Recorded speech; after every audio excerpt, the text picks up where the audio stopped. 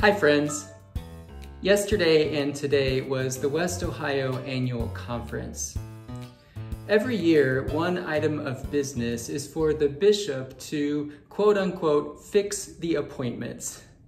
Remember, in the United Methodist Church, pastors are appointed by the bishop to their place of service 1 year at a time.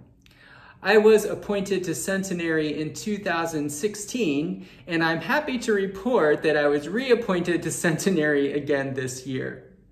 I did have a moment of panic, though. When the bishop was reading the appointments, he read Centenary and somebody else's name.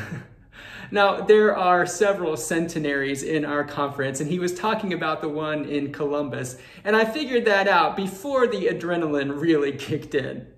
Phew. Today and tomorrow, I want to think with you a little bit about the 121st Psalm.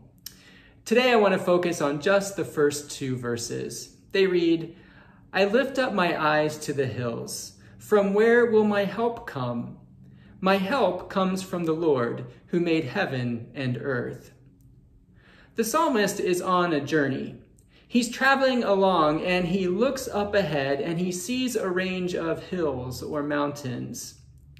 In those hills would be robbers, wolves, dangerous passages in which he might slip and fall. And yet there was no other way to get to his destination except through those hills. So first, the psalmist looks outward. I lift up my eyes to the hills. He looks out and he sees this overwhelming problem. How am I going to do this? Then the psalmist looks inward. From where will my help come? How am I going to do this? No amount of self-esteem is going to get him through those mountains. The closer he gets to the mountains, the weaker he gets in the knees. And he realizes that his own courage and strength might not be very reliable. Next, the psalmist looks upward. My help comes from the Lord, who made heaven and earth.